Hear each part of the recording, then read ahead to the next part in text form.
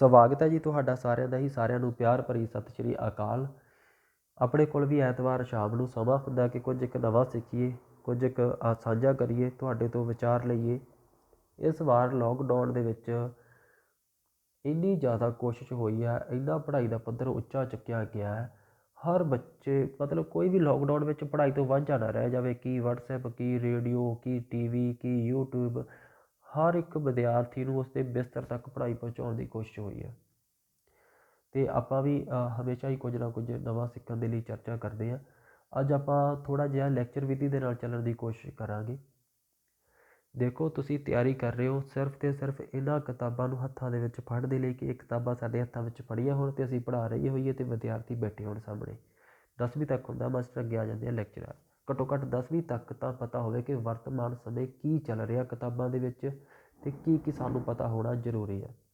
6ਵੀਂ ਜਮਾਤ ਆ ਜੋ ਇੱਕੋ ਇੱਕ ਪਾਠ ਪੁਸਤਕ ਹੈ। ਵਿਆਕਰਨ ਚੱਲਦੀ ਹੈ ਨਾਲ ਨਾਲ 8ਵੀਂ ਤੱਕ, ਪਰ ਆਪਣਾ ਧਿਆਨ ਹੋਣਾ ਚਾਹੀਦਾ 6ਵੀਂ ਜਮਾਤ ਦੀ ਪਾਠ ਪੁਸਤਕ ਦੇ ਉੱਪਰ, 7ਵੀਂ ਜਮਾਤ ਦੀ ਪੰਜਾਬੀ ਪਾਠ ਪੁਸਤਕ, ਭਾਸ਼ਾ ਪਹਿਲੀ ਅਤੇ 8ਵੀਂ ਜਮਾਤ, ਕਿ ਉਹਨਾਂ ਵਿੱਚ ਕੋਈ ਅੰਮ੍ਰਿਤਾ ਪ੍ਰੀਤਮ ਦੀ ਕਵਿਤਾ ਹੈ ਜਾਂ ਪ੍ਰੋਫੈਸਰ ਪੂਰਨ ਸਿੰਘ ਜਾਂ ਸੰਤ ਸਿੰਘ ਸੇਖੋਂ ਦੀ ਕੋਈ ਕਹਾਣੀ ਹੈ, ਕੁਲਵੰਤ ਸਿੰਘ ਵਿਰਕ ਦੀ ਕੋਈ ਕਹਾਣੀ ਹੈ। 8ਵੀਂ ਤੱਕ ਇਹ ਚੀਜ਼ ਤੁਸੀਂ ਧਿਆਨ ਵਿੱਚ ਰੱਖਣੀ ਹੈ। ਪਹਿਲਾ ਪੇਜ ਜਿੱਥੇ ਲਿਖਿਆ ਹੁੰਦਾ ਵਿਸ਼ਾ ਸੂਚੀ।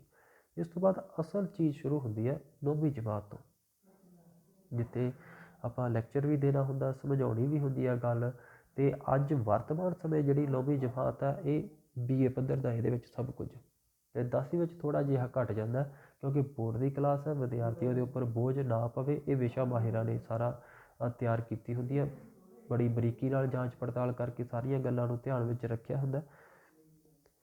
10ਵੀਂ ਜਮਾਤ ਦੀ ਕਿਤਾਬ ਨੂੰ ਅੱਜ ਆਪਾਂ ਦੇਖ ਰਹੇ ਹਾਂ। ਉਮੀਦ ਆ ਤੁਸੀਂ ਪੜ੍ਹਿਆ ਹੋਵੇਗਾ, ਪਰ ਅੱਜ ਤੁਸੀਂ ਮੇਰੀ ਨਜ਼ਰ ਦੇ ਨਾਲ ਮੋਟੀ ਨਜ਼ਰ ਮਾਰ ਲਵੋ। ਇਸ ਦੇ ਉੱਪਰ ਹੈ ਕੀ ਆਪਣੇ ਲਈ ਬਰੀਕੀ ਵਾਲੀਆਂ ਗੱਲਾਂ। ਸਭ ਤੋਂ ਪਹਿਲਾਂ ਤਾਂ ਜਿਹੜੇ 2 ਸ਼ਬਦ ਜਾਂ ਮੁੱਖ ਬੰਦ ਲਿਖਿਆ ਹੁੰਦਾ, ਇਸ ਨੂੰ ਆਪਾਂ ਪੜ੍ਹਨਾ ਹੁੰਦਾ। ਇਹਦੇ ਵਿੱਚ ਉਸ ਚੀਜ਼ ਨਾਲ ਸੰਬੰਧਿਤ 2-4 ਗੱਲਾਂ ਮਿਲ ਜਾਂਦੀਆਂ। ਜਿਵੇਂ ਕਵਿਤਾ ਦੇ ਬਾਰੇ 9ਵੀਂ ਜਮਾਤ ਵਿੱਚ ਮਿਲ ਜਾਂਦਾ ਕਿ ਇਸ ਦੇ ਵਿੱਚ ਹੁੰਦੇ ਆ ਭਾਵ, ਅਤੇ ਉਦੇਸ਼ ਹੋਣਾ ਚਾਹੀਦਾ ਆਪਾਂ ਨੂੰ ਵਿਦਿਆਰਥੀ ਨੂੰ ਕਵਿਤਾ ਪੜ੍ਹਾਉਣ ਦਾ ਕਿ ਉਹ ਜਿਹੜੇ ਕਵੀ ਦੇ ਭਾਵ ਵਿਅਕਤ ਹੋਏ ਆ ਉਹਨਾਂ ਨੂੰ ਪਕੜ ਲਵੇ, ਭਾਵਾਂ ਨੂੰ ਸਮਝ ਜਾਵੇ ਕਿ ਕੀ ਭਾਵ ਵਿਅਕਤ ਹੋਏ ਆ। ਠੀਕ ਹੈ, ਭਾਵਾਂ ਦੀ ਸਮਝ ਪੈਦਾ ਕਰਨੀ ਇਹ ਜ਼ਰੂਰੀ ਚੀਜ਼ ਹੈ। ਇੱਥੇ ਤੁਹਾਡੇ ਲਈ ਇਹ ਚੀਜ਼ ਨੋਟ ਕਰਨ ਵਾਲੀ ਆ ਕਿ ਭਾਵ ਹੁੰਦੇ ਆ ਜਿਹੜੇ, ਉਹਨਾਂ ਦੀ ਸਮਝ ਪੈਦਾ ਹੋ ਜਾਵੇ ਵਿਦਿਆਰਥੀ ਦੇ ਵਿੱਚ ਕਿ ਕੀ ਗੱਲ ਕਹੀ ਹੈ। ਬਸ ਹੋਰ ਵੀ ਚੀਜ਼ਾਂ ਹੁੰਦੀਆਂ, ਪਰ ਇਹ ਆਪਣਾ ਹੀ ਸਭ ਤੋਂ ਜ਼ਰੂਰੀ ਗੱਲ ਹੋਣੀ ਚਾਹੀਦੀ ਹੈ ਆਪਣੇ ਕੋਲ ਕਿ ਭਾਵ ਪਤਾ ਹੋਣ। ਠੀਕ ਹੈ, ਅੱਗੇ ਹੋਰ ਵੀ ਕਈ ਗੱਲਾਂ ਹੈ, ਪਰ ਆਪਾਂ ਅੱਗੇ ਚੱਲਦੇ ਹਾਂ ਕੁਝ ਕੁ ਗੱਲਾਂ ਨੂੰ ਛੱਡ ਕੇ। ਸਭ ਤੋਂ ਪਹਿਲਾਂ ਆ ਜਾਂਦਾ ਆਪਣਾ ਇਹ ਵਾਲੀਆਂ ਚੀਜ਼ਾਂ ਵੀ ਤੁਹਾਨੂੰ ਦੱਸਿਆ ਸੀ ਕਿ ਵਾਰਤਕ ਭਾਗ ਦੇ ਲੇਖ, ਨਿਬੰਧ ਵਗੈਰਾ ਇਹਨਾਂ ਉੱਪਰ ਤੁਸੀਂ ਨਜ਼ਰ ਮਾਰ ਲੈਣੀ ਆ। ਪਤਾ ਹੋਣ ਤੁਹਾਨੂੰ ਕਿ ਵਰਤਮਾਨ ਸਿਲੇਬਸ ਵਿੱਚ ਕੀ ਚੱਲ ਰਿਹਾ, ਕਿਹੜੇ ਕਵੀ ਚੱਲ ਰਹੇ ਆ। ਰਵਾਬ ਮਗਾਉਣ ਦਾ ਬਿਰਤਾਂਤ, ਘਰ ਦਾ ਪਿਆਰ, ਬੋਲੀ, ਪ੍ਰਾਰਥਨਾ, ਬਾਬਾ ਰਾਮ ਸਿੰਘ ਕੂਕਾ ਦਾ। ਠੀਕ ਹੈ, ਸਰਦਾਰ ਕਪੂਰ ਸਿੰਘ ਬਾਰੇ ਜਿਨ੍ਹਾਂ ਨੇ ਮਤਲਬ ਲੇਖ ਲਿਖਿਆ, ਇਹ ਬਾਬਾ ਰਾਮ ਸਿੰਘ ਕੂਕਾ ਜੀ ਬਾਰੇ ਆ। ਠੀਕ ਹੈ, ਪਿਆਰਾ ਸਿੰਘ ਪਦਮ, ਮਹਾਕਵੀ ਕਾਲੀਦਾਸ। ਬਹੁਤ ਵਾਰ ਇਹ ਸਵਾਲ ਪੁੱਛਿਆ ਜਾਂਦਾ ਅਤੇ ਹਮੇਸ਼ਾ ਪੁੱਛਿਆ ਹੀ ਜਾਂਦਾ ਰਹਿਣਾ ਇਹ। ਮੇਰੇ ਵੱਡੇ ਵਡੇਰੇ, ਤੁਰਨ ਦਾ ਹੁਨਰ, ਕਿਉਂਕਿ ਛੋਟਾ ਜਿਹਾ ਨਿਬੰਧ ਲਿਖਣ ਲਈ ਪਤਾ ਹੀ ਨਹੀਂ ਕਿੰਨੀ ਕੁ ਸਰਚ ਕੀਤੀ ਹੈ, ਕਿੰਨਾ ਕੁ ਅਧਿਐਨ ਕੀਤਾ ਲੇਖਕ ਨੇ। ਠੀਕ ਹੈ, ਨਰਿੰਦਰ ਕਪੂਰ ਸਿੰਘ ਅਤੇ ਗਿਆਨੀ ਦਿੱਤ ਸਿੰਘ ਅਤੇ ਗੁਰਦਿੱਤ ਸਿੰਘ ਦਾ ਤੁਹਾਨੂੰ ਹਮੇਸ਼ਾ ਹੀ ਕਿਹਾ ਕਿ ਇਹਨਾਂ ਨੂੰ ਵੱਖਰੇ ਕਰਕੇ ਯਾਦ ਕਰਕੇ ਰੱਖੋ। ਅੱਗੇ ਆਪਣਾ ਆ ਜਾਂਦਾ ਗੁਰਮਤਿ ਕਾਵਿ, ਜੋ ਸ਼ੁਰੂ ਹੁੰਦਾ ਹੈ ਬਾਬਾ ਫਰੀਦ ਜੀ ਤੋਂ, ਪਰ ਬਾਬਾ ਫਰੀਦ ਜੀ ਨੂੰ ਰੱਖਿਆ ਜਾਂਦਾ ਹੈ ਸੂਫੀ ਕਾਵਿ ਦੇ ਵਿੱਚ। ਸ਼੍ਰੀ ਗੁਰੂ ਗ੍ਰੰਥ ਸਾਹਿਬ ਹੀ ਗੁਰਮਤਿ ਕਾਵਿ ਹੈ, ਅਤੇ ਉਸ ਦੇ ਵਿੱਚ ਸਭ ਤੋਂ ਪੁਰਾਣੇ ਜਿਹੜੇ ਲੇਖਕ ਆ, ਕਵੀ ਆ, ਉਹ ਹੈ ਬਾਬਾ ਫਰੀਦ ਜੀ। ਭਗਤਾਂ ਦੇ ਵਿੱਚ ਆਪਾਂ ਕਰਦੇ ਹਾਂ ਬਾਬਾ ਨਾਮਦੇਵ ਜੀ। ਭਾਈ ਗੁਰਦਾਸ ਜੀ ਦੀਆਂ ਰਚਨਾਵਾਂ ਨੂੰ ਹੀ ਸ਼ਾਮਿਲ ਕੀਤਾ ਜਾਂਦਾ ਹੈ। ਭਾਈ ਗੁਰਦਾਸ ਜੀ ਨੂੰ ਵੀ ਗੁਰਮਤਿ ਕਾਵਿ ਦੇ ਵਿੱਚ ਰੱਖ ਦਿੱਤਾ ਜਾਂਦਾ। ਠੀਕ ਹੈ, ਗੁਰੂ ਗੋਬਿੰਦ ਸਿੰਘ ਜੀ ਵੀ ਗੁਰਮਤਿ ਕਾਵਿ ਵਿੱਚ ਆਉਂਦੇ ਨੇ, ਪਰ ਇਹਨਾਂ ਨੂੰ ਵੀ ਵੀਰ ਕਾਵਿ ਵਾਲੇ ਭਾਗ ਵਿੱਚ ਸ਼ਾਮਿਲ ਕੀਤਾ ਗਿਆ। ਠੀਕ ਹੈ, ਵੀਰ ਕਾਵਿ ਵਿੱਚ ਆਉਂਦੇ ਆ, ਕਿਉਂਕਿ ਗੁਰੂ ਗ੍ਰੰਥ ਸਾਹਿਬ ਜੀ ਵਿੱਚ ਗੁਰੂ ਗੋਬਿੰਦ ਸਿੰਘ ਜੀ ਦੀ ਬਾਣੀ ਨੂੰ ਸ਼ਾਮਿਲ ਨਹੀਂ ਕੀਤਾ ਹੋਇਆ ਉਹਨਾਂ ਨੇ। ਅੱਗੇ ਹੈ ਗੁਰਮਤਿ ਕਾਵਿ ਦੀਆਂ ਵਿਸ਼ੇਸ਼ਤਾਵਾਂ। ਇਹ ਚੀਜ਼ ਇੱਥੇ ਗੱਲ ਨੋਟ ਕਰਨ ਵਾਲੀ ਹੈ ਅਗਲੇ ਪੈਰੇ ਦੀ। ਇੱਥੋਂ 5-6 ਸਵਾਲ ਆਪਣੇ ਕੋਲ ਜੋ ਆਪਾਂ ਸਿੱਖਣੇ ਆ। ਗੁਰਬਾਣੀ ਦੇ ਵਿੱਚ ਗੁਰੂ ਕਵੀਆਂ ਨੇ ਨਾਨਕ ਨਾਮ ਦਾ ਪ੍ਰਯੋਗ ਕੀਤਾ ਹੈ। ਹਰ ਸ਼ਬਦ ਦੀ ਆਖਰੀ ਤੁਕ ਦੇ ਵਿੱਚ ਨਾਨਕ ਸ਼ਬਦ ਆਉਂਦਾ ਹੈ। ਹਰ ਸ਼ਬਦ ਦੀ ਆਖਰੀ ਤੁਕ ਵਿੱਚ ਨਾਨਕ ਸ਼ਬਦ ਆਉਂਦਾ ਹੈ। ਅਤੇ ਇੱਥੇ ਅਸੀਂ ਵਿਦਿਆਰਥੀਆਂ ਨੂੰ ਸਪਸ਼ਟ ਰੂਪ ਵਿੱਚ ਦੱਸ ਦੇਣਾ ਕਿ ਜ਼ਰੂਰੀ ਨਹੀਂ ਕਿ ਨਾਨਕ ਸ਼ਬਦ ਆਇਆ ਤਾਂ ਇਹ ਬਾਣੀ ਗੁਰੂ ਨਾਨਕ ਦੇਵ ਜੀ ਦੀ ਹੀ ਹੈ, ਹੋਰ ਗੁਰੂ ਦੀ ਵੀ ਹੋ ਸਕਦੀ ਹੈ। ਤੁਹਾਡੇ ਲਈ ਇੱਥੇ ਜੋ ਚੀਜ਼ ਨੋਟ ਕਰਨ ਵਾਲੀ ਆ ਦੋ ਗੱਲਾਂ, ਕਿ ਜਿਹੜਾ ਇਹ ਨਾਨਕ ਨਾਮ ਆਉਂਦਾ ਇਹ ਕਿਹੜੀ ਪਰੰਪਰਾ, ਇਹ ਇੱਕ ਖਾਸ ਪਰੰਪਰਾ ਹੈ ਗੁਰਬਾਣੀ ਦੀ। ਜਿਹੜੀ ਇਹ ਖਾਸ ਪਰੰਪਰਾ ਦੇ ਕਰਕੇ ਹੀ ਜਿਹੜਾ ਗੁਰੂਆਂ ਦੀ ਜੋਤ ਅੱਗੇ ਦੀ ਅੱਗੇ ਚੱਲਦੀ ਆ, ਉਸੇ ਕਰਕੇ ਹੀ ਇਹ ਜਿਹੜਾ ਨਾਨਕ ਸ਼ਬਦ ਆਉਂਦਾ ਹੈ। ਤੀਸਰੀ ਗੱਲ ਜਿਹੜੀ ਆਪਾਂ ਨੂੰ ਪਤਾ ਹੋਵੇ ਕਿ ਤੁਹਾਨੂੰ ਸਵਾਲ ਆਵੇਗਾ, ਕੋਈ ਸਤਰ ਦਿੱਤੀ ਜਾਵੇਗੀ, ਉਹਦੇ ਵਿੱਚ ਨਾਨਕ ਸ਼ਬਦ ਹੋਵੇਗਾ, ਤੁਹਾਨੂੰ ਸ਼ਾਇਦ ਪੁੱਛ ਲਿਆ ਜਾਵੇ ਕਿ ਕਿਸ ਗੁਰੂ ਦੀ ਬਾਣੀ ਹੈ, ਜਾਂ ਫਿਰ ਪੁੱਛੇਗਾ ਕਿ ਇਹ ਨਾਨਕ ਸ਼ਬਦ ਕਿਸ ਲਈ ਪ੍ਰਯੋਗ ਹੋਇਆ। ਸ਼ਾਇਦ ਅੱਗੇ ਸਵਾਲ ਹੈ ਇਸ ਤਰ੍ਹਾਂ ਦਾ ਗੁਰੂ ਅਰਜਨ ਦੇਵ ਜੀ ਦੇ ਨਾਲ ਸੰਬੰਧਿਤ। ਜਿਵੇਂ ਹੈ ਆਪਣੇ ਕੋਲ ਗੁਰੂ ਅਰਜਨ ਦੇਵ ਜੀ ਦੀ ਇੱਕ ਸਤਰ, ਸਭ ਤੋਂ ਪਹਿਲਾਂ ਪਤਾ ਹੋਵੇ ਕਿ ਇਹ ਗੁਰੂ ਅਰਜਨ ਦੇਵ ਜੀ ਦੀ ਸਤਰ ਹੈ। ਗੁਰਪੂਰੇ ਵੱਜੀ ਵਧਾਈ ਨਾਨਕ ਜਿੱਤਾ ਵਿਖਾੜਾ ਜੀਓ। ਇੱਥੇ ਤੁਹਾਨੂੰ ਸਵਾਲ ਕਰੇਗਾ ਕਿ ਜੋ ਨਾਨਕ ਸ਼ਬਦ ਆਇਆ ਗੁਰੂ ਅਰਜਨ ਦੇਵ ਜੀ ਨੇ ਕਿਸ ਲਈ ਪ੍ਰਯੋਗ ਕੀਤਾ। ਕੁਝ ਕੁ ਦਾ ਉੱਤਰ ਹੋਵੇਗਾ ਕਿ ਗੁਰੂ ਨਾਨਕ ਦੇਵ ਜੀ ਲਈ, ਕੁਝ ਦਾ ਹੋਵੇਗਾ ਕਿ ਪਰਮਾਤਮਾ ਲਈ। ਪਰ ਇੱਥੇ ਗੁਰੂ ਅਰਜਨ ਦੇਵ ਜੀ ਨੇ ਇੱਥੇ ਜਿਹੜਾ ਨਾਨਕ ਸ਼ਬਦ ਵਰਤਿਆ ਉਹ ਆਪਣੇ ਲਈ ਵਰਤਿਆ। ਉਹਨਾਂ ਨੇ ਖੁਦ ਆਪਣੇ ਲਈ ਨਾਨਕ ਸ਼ਬਦ ਦੀ ਵਰਤੋਂ ਕੀਤੀ ਹੈ ਗੁਰੂ ਅਰਜਨ ਦੇਵ ਜੀ ਨੇ ਇਸ ਤੁਕ ਦੇ ਵਿੱਚ। ਠੀਕ ਹੈ, ਇਹ ਤੁਕ ਤੁਹਾਨੂੰ ਪਤਾ ਹੋਵੇ ਗੁਰੂ ਅਰਜਨ ਦੇਵ ਜੀ ਦੀ ਹੈ। ਅੱਗੇ ਕੁਝ ਕੁ ਗੱਲਾਂ ਹੋਰ ਦੇਖ ਲਵੋ ਜਿਹੜੀਆਂ ਜ਼ਰੂਰੀ ਹੈ। ਗੁਰਬਾਣੀ ਦੇ ਵਿੱਚ ਗੁਰੂ ਸ਼ਬਦ ਦਾ ਪ੍ਰਯੋਗ ਵੀ ਮਿਲਦਾ ਆਪਾਂ ਨੂੰ, ਅਤੇ ਇੱਥੇ ਜਿਹੜਾ ਗੁਰੂ ਸ਼ਬਦ ਮਿਲਦਾ ਹੈ ਗੁਰਬਾਣੀ ਦੇ ਲਈ ਅਤੇ ਗਿਆਨ ਦੇ ਲਈ ਪ੍ਰਯੋਗ ਹੋਇਆ। ਗੁਰੂ ਬਾਰੇ ਬੜੇ ਵਿਚਾਰ ਵੀ ਦਿੱਤੇ ਹਨ। ਗੁਰਬਾਣੀ ਵਿੱਚ ਗੁਰੂ ਤੋਂ ਭਾਵ ਗੁਰੂ ਨਾਨਕ ਦੇਵ ਜੀ ਜਾਂ ਗੁਰੂ ਅਰਜਨ ਦੇਵ ਜੀ ਨਹੀਂ, ਸਗੋਂ ਗੁਰੂ ਸ਼ਬਦ ਗੁਰਬਾਣੀ ਲਈ ਅਤੇ ਗਿਆਨ ਦੇ ਲਈ ਪ੍ਰਯੋਗ ਹੋਇਆ ਹੈ। ਅਤੇ ਗੁਰੂ ਨਾਨਕ ਦੇਵ ਜੀ ਦੀ ਸਤਰ ਸਭ ਤੋਂ ਪਹਿਲਾਂ ਤਾਂ ਯਾਦ ਹੋਵੇ ਕਿ ਇਹ ਜਿਹੜੀ ਸਤਰ ਹੈ ਇਹ ਗੁਰੂ ਨਾਨਕ ਦੇਵ ਜੀ ਦੀ ਹੈ, ਜੋ ਬਹੁਤ ਵਾਰ ਪੁੱਛੀ ਗਈ ਹੈ। ਸ਼ਬਦ ਗੁਰੂ ਸੁਰਤ ਧੁਨ ਚੇਲਾ। ਅਤੇ ਇੱਥੇ ਆਪਾਂ ਵਿਦਿਆਰਥੀਆਂ ਨੂੰ ਵਿਆਖਿਆ ਨਹੀਂ ਕਰਨੀ ਹੁੰਦੀ, ਇਸ ਦੇ ਸਭ ਤੋਂ ਪਹਿਲਾਂ ਹੁੰਦਾ ਕਿ ਅਰਥ ਦੱਸੇ ਜਾਣ ਕਿ ਅਰਥ ਕੀ ਹੈ। ਵਿਆਖਿਆ ਹੋਰ ਚੀਜ਼ ਹੈ, ਅਰਥ ਹੋਰ ਚੀਜ਼ ਹੈ। ਸ਼ਬਦ ਗੁਰੂ ਸੁਰਤ ਧੁਨ ਚੇਲਾ, ਇਹਦੇ ਵਿੱਚ ਜੇਕਰ ਆਪਾਂ ਥੋੜ੍ਹੀ ਬਹੁਤ ਚਰਚਾ ਕਰਨੀ ਹੋਵੇ ਕਿ ਜਿਹੜਾ ਸ਼ਬਦ ਗੁਰੂ ਮਤਲਬ ਜੋ ਗੁਰਬਾਣੀ ਆ, ਜੋ ਸਾਡੀ ਗੁਰੂ ਹੈ, ਉਸ ਨੂੰ ਤਾਂ ਅਸੀਂ ਆਪਣਾ ਗੁਰੂ ਮੰਨ ਲੈਣਾ। ਅਤੇ ਜਿਹੜੀ ਸਾਡੀ ਸੁਰਤ ਆ, ਸਾਡੀ ਸੋਚਣੀ ਹੈ, ਇਹਨੂੰ ਉਸ ਬਾਣੀ ਦਾ ਚੇਲਾ ਬਣਾ ਲੈਣਾ ਕਿ ਅਸੀਂ ਤੇਰੇ ਚੇਲੇ ਆ, ਤੂੰ ਸਾਡੀ ਗੁਰੂ। ਅਤੇ ਫਿਰ ਅਸੀਂ ਆਪਣੀ ਸੁਰਤ ਨੂੰ, ਆਪਣੀ ਸੋਚਣੀ ਨੂੰ, ਆਪਣੇ ਵਿਚਾਰਾਂ ਨੂੰ ਉਸ ਦੇ ਅਨੁਸਾਰ ਢਾਲ ਲੈਣਾ ਕਿ ਗੁਰਬਾਣੀ ਕੀ ਕਹਿੰਦੀ ਹੈ, ਮੈਂ ਆਪਣੇ ਵਿਚਾਰ ਉਹੋ ਜਿਹੇ ਰੱਖਣੇ ਆ। ਗੁਰਬਾਣੀ ਜਾਂ ਗੁਰੂ ਕੀ ਕਹਿੰਦਾ ਅਤੇ ਉਸ ਦੇ ਮੁਤਾਬਕ ਹੀ ਮੇਰੀ ਸੋਚਣੀ, ਮੇਰੇ ਕਰਮ, ਮੇਰੇ ਵਿਚਾਰ ਉਸ ਧੁਨ ਦੇ ਵਿੱਚ ਚੱਲਣੇ ਚਾਹੀਦੇ ਆ। ਬਸ ਇਸ ਤੋਂ ਬਾਹਰ ਨਹੀਂ ਮੈਂ ਜਾਣਾ। ਜੋ ਕਿਹਾ ਮੈਂ ਉਹ ਚੀਜ਼ ਮੈਂ ਕਰਨੀ ਹੈ। ਠੀਕ ਹੈ, ਇਹ ਚੀਜ਼ ਜਿਹੜੀ ਇੱਥੇ ਆਪਾਂ ਨੂੰ ਸਪਸ਼ਟ ਹੁੰਦੀ ਹੈ। ਗੁਰੂ ਨਾਨਕ ਦੇਵ ਜੀ ਦੀ ਇਹ ਸਤਰ ਹੈ ਜਿਹੜੀ। ਗੁਰੂ ਰਾਮਦਾਸ ਜੀ ਦਾ ਜਿਹੜਾ ਕਥਨ ਹੈ ਇਹ ਬਹੁਤ ਵਾਰ ਆਉਂਦਾ ਪੇਪਰਾਂ ਦੇ ਵਿੱਚ, ਪੁੱਛਿਆ ਜਾਂਦਾ, ਵਾਰ-ਵਾਰ ਪੁੱਛਿਆ ਜਾਂਦਾ ਹੈ। ਬਾਣੀ ਗੁਰੂ ਹੈ ਬਾਣੀ ਵਿੱਚ, ਬਾਣੀ ਅੰਮ੍ਰਿਤ ਸਾਰੇ। ਸਭ ਤੋਂ ਪਹਿਲਾਂ ਤਾਂ ਇਹੀ ਪਤਾ ਹੋਵੇ ਕਿ ਗੁਰੂ ਰਾਮਦਾਸ ਜੀ ਦੀ ਬਾਣੀ ਦੀ ਸਤਰ ਹੈ। ਅੱਗੇ ਗੁਰੂ ਗੋਬਿੰਦ ਸਿੰਘ ਜੀ ਦੀ ਵੀ ਬਾਣੀ ਦੀ ਸਤਰ ਪਤਾ ਹੋਵੇ ਕਿ ਗੁਰੂ ਗੋਬਿੰਦ ਸਿੰਘ ਜੀ ਦੀ ਬਾਣੀ ਹੈ ਇਹ ਵਾਲੀ, ਇਹ ਬਹੁਤ ਵਾਰ ਆਈ ਹੈ ਸਤਰ। ਠੀਕ ਹੈ, ਗਿਆਨ ਗੁਰੂ ਆਤਮ ਉਪਦੇਸ਼ ਨਾਮ ਵਿਭੂਤ ਲਗਾਓ, ਗੁਰੂ ਗੋਬਿੰਦ ਸਿੰਘ ਜੀ ਦੀ ਤੁਕ ਹੈ ਵਾਲੀ। ਇੱਥੇ ਹੁਣ ਗੁਰੂ ਸ਼ਬਦ ਦਾ ਵੀ ਜ਼ਿਕਰ ਆਉਂਦਾ, ਆਪਾਂ ਇੱਥੇ ਇਸ ਨੂੰ ਜ਼ਿਆਦਾ ਬਰੀਕੀ ਵਿੱਚ ਨਹੀਂ ਕਰਾਂਗੇ। ਗੁਰੂ ਗ੍ਰੰਥ ਸਾਹਿਬ ਸਿਰਫ ਸਾਡਾ ਹੀ ਗੁਰੂ ਨਹੀਂ, ਗੁਰੂਆਂ ਨੇ ਵੀ ਇਸ ਨੂੰ ਆਪਣਾ ਗੁਰੂ ਮੰਨਿਆ। ਮਤਲਬ ਗੁਰੂਆਂ ਦਾ ਵੀ ਗੁਰੂ ਹੀ ਸ਼ਬਦ ਹੀ ਸੀ, ਉਹਨਾਂ ਨੇ ਵੀ ਸ਼ਬਦ ਨੂੰ ਹੀ ਆਪਣਾ ਗੁਰੂ ਮੰਨਿਆ। ਅਤੇ ਸ਼ਬਦ ਕੀ ਹੈ? ਗੁਰਬਾਣੀ ਹੈ। ਮਤਲਬ ਫਿਰ ਇਸ ਹਿਸਾਬ ਨਾਲ ਗੁਰਬਾਣੀ ਗੁਰੂਆਂ ਲਈ ਵੀ ਗੁਰੂ ਹੋਈ, ਸਾਡੇ ਲਈ ਵੀ ਗੁਰੂ ਹੋਈ, ਅਤੇ ਸਭ ਦਾ ਗੁਰੂ ਸ਼ਬਦ ਹੀ ਹੋਇਆ। ਸ਼ਬਦ ਦੀ ਸ਼ਕਤੀ ਹੈ ਸਾਰੀ। ਇੱਥੇ ਆਪਾਂ ਜੇ ਚਰਚਾ ਕਰਨੀ ਹੋਵੇ, ਲੈਕਚਰ ਬੜਾ ਲੰਬਾ ਚਲਾ ਜਾਵੇਗਾ। ਆਪਾਂ ਮੋਟੇ ਸ਼ਬਦਾਂ ਦੇ ਵਿੱਚ ਇਸ ਚੀਜ਼ ਨੂੰ ਸਮਝੀਏ ਕਿ ਸ਼ਬਦ ਵਿੱਚ ਕੀ ਸ਼ਕਤੀ ਹੈ। ਮੰਨ ਲਓ ਤੁਸੀਂ ਮੇਰੇ ਕੋਲ ਬੈਠੇ ਹੋਵੋ ਅਤੇ ਤੁਹਾਨੂੰ ਮੈਂ ਕਿਸੇ ਗਾਲ ਨਾਲ ਜਾਂ ਅਪਮਾਨਜਨਕ ਸ਼ਬਦਾਂ ਦੇ ਨਾਲ ਬੁਲਾਵਾਂ, ਤਾਂ ਮੈਂ ਤੁਹਾਡੇ ਲਈ ਬੁਰਾ ਹੋ ਗਿਆ। ਬੰਦਾ ਮੈਂ ਉਹੀ ਹਾਂ, ਹੈ ਮੈਂ ਉਹੀ ਇਕਬਾਲ, ਉਹੀ ਮੈਂ ਖਾਂਦਾ ਪੀਂਦਾ, ਉਹੀ ਚੀਜ਼ ਆ, ਉਹੀ ਮੇਰੇ ਵਿਚਾਰ ਹੈ। ਫਿਰ ਤਾਂ ਮੈਂ ਬੁਰਾ ਹੋ ਗਿਆ। ਜੇਕਰ ਮੈਂ ਤੁਹਾਨੂੰ ਇੱਜ਼ਤ ਨਾਲ, ਆਦਰ ਦੇ ਨਾਲ, ਸਤਿਕਾਰ ਦੇ ਨਾਲ ਬੁਲਾਵਾਂ, ਫਿਰ ਮੈਂ ਤੁਹਾਡੇ ਲਈ ਚੰਗਾ ਹੋ ਗਿਆ। ਬੰਦਾ ਉਦੋਂ ਵੀ ਮੈਂ ਉਹੀ ਹੈ। ਫਰਕ ਕਿਹੜੀ ਚੀਜ਼ ਨੇ ਪਾ ਦਿੱਤਾ? ਸ਼ਬਦਾਂ ਨੇ ਪਾ ਦਿੱਤਾ। ਮਤਲਬ ਸ਼ਬਦ ਸ਼ਕਤੀ ਹੈ, ਸ਼ਬਦ ਸਥਿਤੀ ਬਦਲਦੇ ਆ, ਕਿਸੇ ਨੂੰ ਚੰਗਾ ਜਾਂ ਬੁਰਾ ਕਰਦੇ ਆ। ਅਤੇ ਇਹੀ ਗੱਲ ਨੂੰ ਆਪਾਂ ਸਾਡੇ ਗੁਰੂਆਂ ਨਾਲ ਜੋੜ ਲਈਏ ਕਿ ਗੁਰੂਆਂ ਪ੍ਰਤੀ ਸਾਡੀ ਸੋਚਣੀ, ਸਾਡੇ ਵਿਚਾਰ ਕੀ ਹੈ, ਇਸੇ ਹਿਸਾਬ ਨਾਲ ਉਹ ਸਾਡੇ ਨਾਲ ਜਾਂ ਨਾਰਾਜ਼ ਹੈ ਜਾਂ ਸਾਡੇ ਨਾਲ ਖੁਸ਼ ਹੈ। ਠੀਕ ਹੈ, ਇਹਦੇ ਉੱਪਰ ਆਪਾਂ ਫਿਰ ਚਰਚਾ ਨਹੀਂ ਕਰਾਂਗੇ, ਇਹ ਆਪਣਾ ਵਿਸ਼ਾ ਨਹੀਂ ਹੈਗਾ। ਅੱਗੇ ਹੈ ਜੋ ਜ਼ਰੂਰੀ ਗੱਲਾਂ ਨੋਟ ਕਰਨ ਵਾਲੀਆਂ, ਜਿੱਥੇ ਸਵਾਲ ਬਣਦੇ ਆਪਣੇ। ਗੁਰਬਾਣੀ ਨੂੰ ਪੜ੍ਹਨ ਅਤੇ ਪੜ੍ਹਾਉਣ ਸੰਬੰਧੀ ਇੱਕ ਹੋਰ ਮਹੱਤਵਪੂਰਨ ਗੱਲ ਅਧਿਆਪਕਾਂ ਅਤੇ ਵਿਦਿਆਰਥੀਆਂ ਨੂੰ ਵਿਸ਼ੇਸ਼ ਤੌਰ 'ਤੇ ਧਿਆਨ ਵਿੱਚ ਰੱਖਣੀ ਚਾਹੀਦੀ ਹੈ। ਉਹ ਇਹ ਹੈ ਕਿ ਗੁਰਬਾਣੀ ਦੀ ਵਿਸ਼ੇਸ਼ ਵਿਆਕਰਨ ਹੈ। ਤੁਸੀਂ ਪੜ੍ਹਿਆ ਹੋਣਾ, ਪ੍ਰੋਫੈਸਰ ਸਾਹਿਬ ਸਿੰਘ ਨੇ ਬਹੁਤ ਹੀ ਵੱਡਾ ਕੰਮ ਕੀਤਾ ਗੁਰਬਾਣੀ ਨਾਲ ਸੰਬੰਧਿਤ, ਵਿਆਖਿਆ ਨਾਲ ਸੰਬੰਧਿਤ, ਵਿਆਕਰਨ ਨਾਲ ਸੰਬੰਧਿਤ। ਪਾਣਨੀ ਕਿਹਾ ਜਾਂਦਾ ਉਹਨਾਂ ਨੂੰ ਗੁਰਬਾਣੀ ਦਾ। ਠੀਕ ਹੈ, ਵਿਆਖਿਆਕਾਰਾਂ ਦੇ ਵਿੱਚ ਸਾਹਿਬ ਸਿੰਘ ਆ ਜਿਹੜੇ, ਉਹ ਪਾਣਨੀ ਦੇ ਨਾਮ ਨਾਲ ਪ੍ਰਸਿੱਧ ਹੋਏ ਆ। ਅਤੇ ਵਿਆਕਰਨ ਦੇ ਮੁਤਾਬਕ ਹੀ ਆਪਾਂ ਗੁਰਬਾਣੀ ਦਾ ਉਚਾਰਨ ਵੀ ਕਰਨਾ। ਕਿਸੇ ਵੀ ਸ਼ਬਦਾਂ ਨੂੰ ਜਿਹੜੀ ਔਂਕੜ, ਸਿਹਾਰੀ, ਬਿਹਾਰੀ ਲੱਗੀ ਆ, ਉਹ ਉਚਾਰਨ ਦੇ ਵਿੱਚ ਤਾਂ ਨਹੀਂ ਆਉਂਦੀ, ਪਰ ਅਰਥਾਂ ਨੂੰ ਬਦਲ ਦਿੰਦੀ ਹੈ। ਲਗਾ ਮਾਤਰਾਵਾਂ, ਠੀਕ ਹੈ, ਖਾਸ ਕਰਕੇ ਲਘੂ ਮਾਤਰਾਵਾਂ ਜਿਹੜੀਆਂ ਹੈਗੀਆਂ, ਇਹਨਾਂ ਨੂੰ ਉਚਾਰਿਆ ਨਹੀਂ ਜਾਂਦਾ ਹਾਹੇ ਨੂੰ ਛੱਡ ਕੇ। ਠੀਕ ਹੈ, ਜੇ ਕੋਈ ਵਿਅੰਜਨ ਨੂੰ ਕੋਈ ਮਾਤਰਾ ਵਗੈਰਾ ਲੱਗੀ ਆ ਤਾਂ ਉਸ ਦਾ ਉਚਾਰਨ ਨਹੀਂ ਹੁੰਦਾ ਕਿਹੜੀ ਲਘੂ ਮਾਤਰਾ ਲੱਗੀ ਆ ਤਾਂ।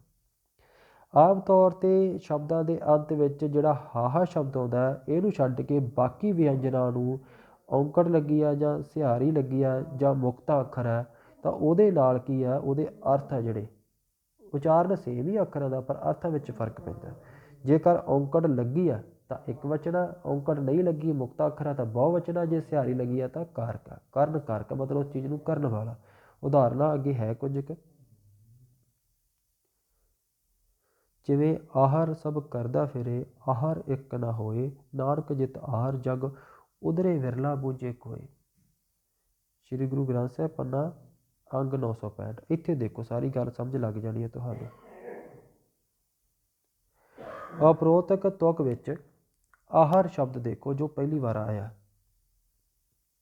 ਇੱਥੇ ਰਾਰੇ ਨੂੰ, ਹਾਹੇ ਨੂੰ ਛੱਡ ਕੇ ਆਖਰੀ ਸ਼ਬਦ ਦਾ ਜਿਹੜਾ ਅੱਖਰ ਆ, ਵਿਅੰਜਨ ਅੱਖਰ ਆ ਰਾਰਾ, ਇਸ ਨੂੰ ਕੁਝ ਵੀ ਨਹੀਂ ਲੱਗਿਆ ਹੋਇਆ। ਠੀਕ ਹੈ, ਮੁਕਤਾ ਹੈ, ਇਹ ਹੈ ਮੁਕਤਾ। ਇੱਥੇ ਜਿਹੜਾ ਆਹਰ ਆ ਬਹੁ ਵਚਨ ਦੇ ਵਿੱਚ ਆਇਆ, ਇਹ ਬਹੁ ਵਚਨ ਹੈ। ਇਸ ਤੋਂ ਅੱਗੇ ਦੂਜੀ ਥਾਂ 'ਤੇ ਜਿਹੜਾ ਆਹਰ ਆਇਆ ਉੱਥੇ ਹੈ ਔਂਕੜ ਲੱਗੀ ਹੋਈ ਹੈ। ਇਸ ਦਾ ਮਤਲਬ ਔਂਕੜ ਦੇ ਨਾਲ ਇਹ ਇੱਕ ਵਚਨ ਦੇ ਵਿੱਚ ਚਲਾ ਗਿਆ। ਅਤੇ ਤੀਜੇ ਨੰਬਰ 'ਤੇ ਫਿਰ ਆਇਆ, ਠੀਕ ਹੈ, ਸਿਹਾਰੀ ਲੱਗੀ ਹੋਈ ਹੈ ਜਿੱਥੇ ਆਹਰ, ਇੱਥੇ ਆ ਗਿਆ ਮਤਲਬ ਕਰਨ ਵਾਲਾ, ਜਿਹੜਾ ਉਸ ਚੀਜ਼ ਨੂੰ ਆਹਰ ਨੂੰ ਕਰਦਾ, ਕਾਰਕ ਆ ਗਿਆ। ਇੱਥੇ ਕਿਹੜਾ ਕਾਰਕ ਆ ਗਿਆ? ਕਰਨ ਕਾਰਕ ਆ ਗਿਆ। ਇਹ ਤਿੰਨੇ ਗੱਲਾਂ ਨੂੰ ਧਿਆਨ ਵਿੱਚ ਰੱਖ ਲੈਣਾ।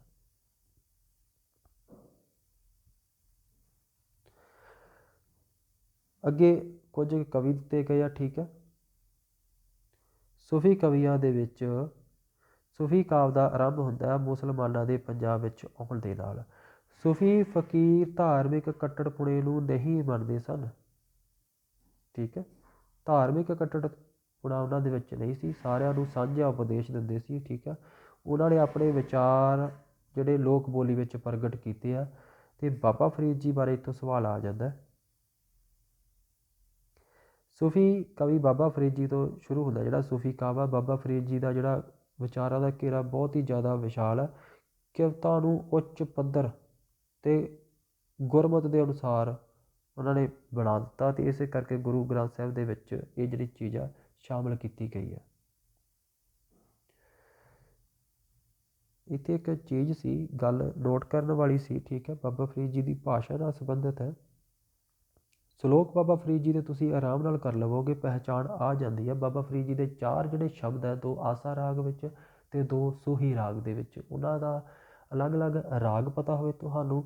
ਠੀਕ ਹੈ, ਦਿਲੋਂ ਮੁਹੱਬਤ ਜਿਨ ਸਹੀ ਸੱਚਿਆ, ਜਿਵੇਂ ਇਹ ਵਾਲਾ ਸ਼ਬਦ ਹੈ, ਸਤਰ ਪਤਾ ਹੋਵੇ, ਸ਼ਬਦਾਂ ਦੀ ਪਹਿਲੀ ਅਤੇ ਆਖਰੀ ਸਤਰ ਧਿਆਨ ਵਿੱਚ ਰੱਖ ਲੈਣਾ, ਤੁਹਾਨੂੰ ਪਤਾ ਲੱਗ ਜਾਵੇਗਾ ਕਿ ਬਾਬਾ ਫਰੀਦ ਜੀ ਹੈ।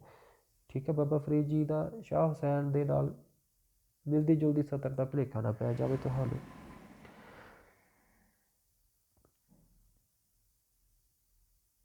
ਅੱਗੇ ਹੈ ਬਾਬਾ ਫਰੀਦ ਜੀ ਦੇਖੋ, ਬਾਬਾ ਫਰੀਦ ਜੀ ਦੇ ਸਲੋਕ ਆ ਜਿਹੜੇ ਟਕਸਾਲੀ ਪੰਜਾਬੀ ਵਿੱਚ, ਭਾਸ਼ਾ ਪੁੱਛੇਗਾ ਉਹਨਾਂ ਦੀ, ਜੇ ਪ੍ਰਭਾਵ ਪੁੱਛੇਗਾ ਫਿਰ ਆਪਾਂ ਲਹਿੰਦੀ ਕਰਦੇ ਹਾਂ, ਠੀਕ ਹੈ, ਪ੍ਰਭਾਵ ਹੈ, ਪਰ ਜਿਹੜੀ ਇਹ ਭਾਸ਼ਾ ਬਾਬਾ ਫਰੀਦ ਜੀ ਦੀ, ਇਹ ਟਕਸਾਲੀ ਪੰਜਾਬੀ ਦੀ ਬਹੁਤ ਹੀ ਸੋਹਣੀ ਵੰਡਗੀ ਪੇਸ਼ ਹੋਈ ਹੈ ਇਹਦੇ ਵਿੱਚ, ਟਕਸਾਲੀ ਪੰਜਾਬੀ ਦੀ।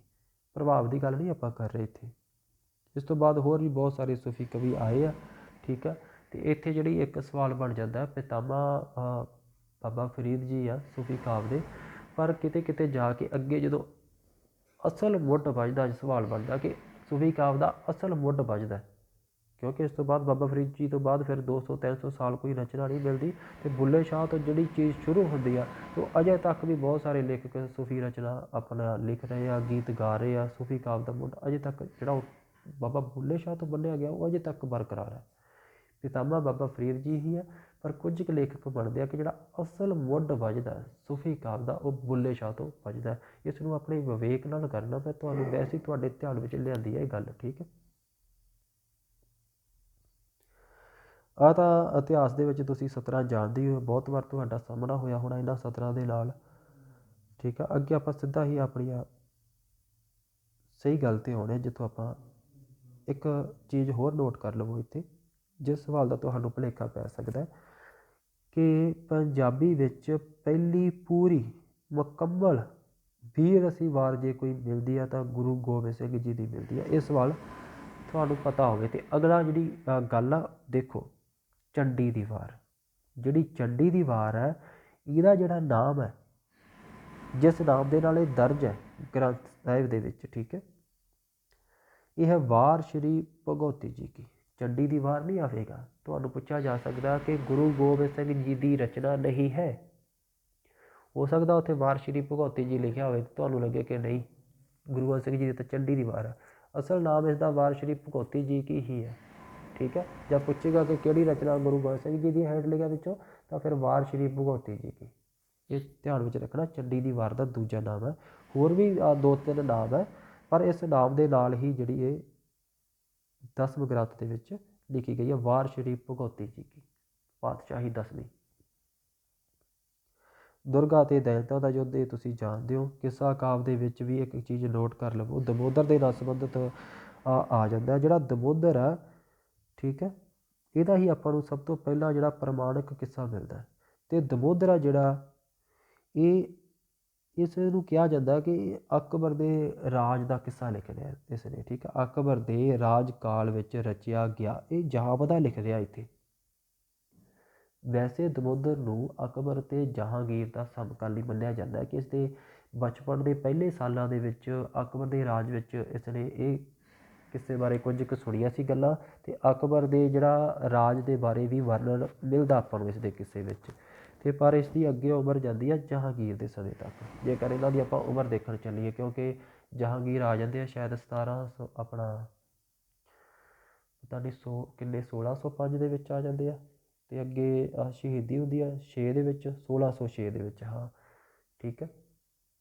ਤਾਂ ਇਸ ਸਮੇਂ ਦੇ ਵਿੱਚ ਲਗਭਗ ਇਹ ਜਿਹੜਾ ਦਮੋਦਰ ਹੈ, ਪਰ ਇੱਥੇ ਜੇਕਰ ਇਕੱਲਾ ਪੁੱਛਿਆ ਜਾਵੇ ਆਪਾਂ ਨੂੰ ਕਿਸ ਦਾ ਸਮਕਾਲੀ ਆ, ਜਹਾਂਗੀਰ ਦਾ ਵੀ ਮੰਨਦੇ ਆ ਕਈ ਵਾਰ ਕਿ ਕਿੱਸਾ ਉਸਨੇ ਬਾਅਦ 'ਚ ਲਿਖਿਆ, ਉਸੇ ਵਕਤ ਹੀ ਨਹੀਂ ਲਿਖਿਆ, ਅਤੇ ਕੁਝ ਕਿਵੇਂ ਮੰਨਦੇ ਆ। ਫਿਰ ਆਪਾਂ ਫਿਲਹਾਲ ਇਸ ਕਿਤਾਬ ਦੇ ਹਿਸਾਬ ਨਾਲ ਮੰਨ ਕੇ ਚੱਲਦੇ ਹਾਂ ਕਿ ਅਕਬਰ ਦੇ ਵੇਲੇ ਦਾ ਉਸਨੇ ਸਮੇਂ ਦਾ ਕਿੱਸਾ ਲਿਖਿਆ, ਅਤੇ ਉਸ ਅਕਬਰ ਦੇ ਕਾਲ ਨਾਲ ਸੰਬੰਧਿਤ ਹੈ ਦਮੋਦਰ।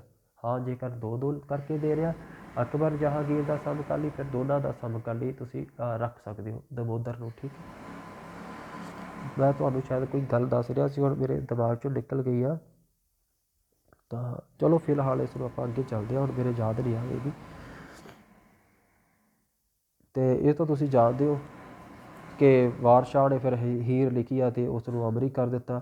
ਸਭ ਤੋਂ ਵੱਧ ਪੜ੍ਹਿਆ ਜਾਣ ਵਾਲਾ ਕਿੱਸਾ ਵਾਰ ਸ਼ਾਹ ਦਾ। ਅਤੇ ਇਸੇ ਤਰ੍ਹਾਂ ਹਾਸ਼ਮ ਦੀ ਜਿਹੜੀ ਸੱਸੀ ਆ ਸਭ ਤੋਂ ਜ਼ਿਆਦਾ ਪ੍ਰਸਿੱਧ ਹੋਈ ਹੈ, ਅਤੇ ਕਾਦਰ ਯਾਰ ਦਾ ਪੂਰਨ ਭਗਤ ਸਭ ਤੋਂ ਜ਼ਿਆਦਾ ਪ੍ਰਸਿੱਧ ਹੋਇਆ।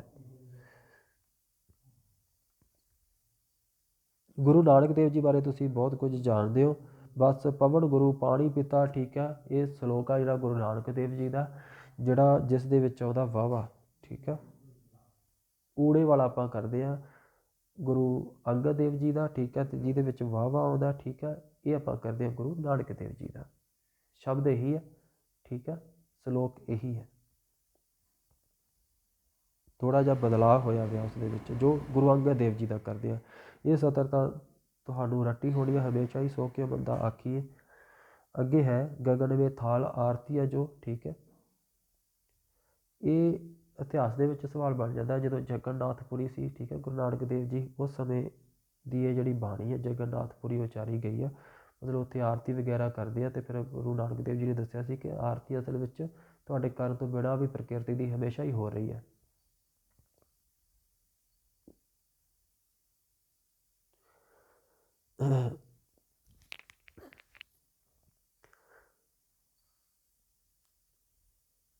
ਅੱਗੇ ਦੇਖੋ ਵੀ ਇਹਦੇ ਵਿੱਚੋਂ ਜਿਹੜੀਆਂ ਇਹ ਸਤਰਾਂ ਦਿੱਤੀਆਂ ਗਈਆਂ ਗੁਰੂ ਨਾਨਕ ਦੇਵ ਜੀ ਦੀਆਂ, ਇੱਥੋਂ ਪੁੱਛੇਗਾ ਤੁਹਾਨੂੰ ਕੋਈ ਸਤਰ ਦੇ ਕੇ, ਠੀਕ ਹੈ। ਚੰਗਿਆਈਆਂ ਬੁਰਿਆਈਆਂ ਜਾਂ ਭੰਡ ਬੂਆ ਭੰਡ ਭਾਲੀਏ ਸਭ ਹੈ ਜੋਤ ਜੋਤ ਹੈ ਸੋਏ, ਇਹ ਗੁਰੂ ਨਾਨਕ ਦੇਵ ਜੀ ਦੀ ਬਾਣੀ ਹੈ।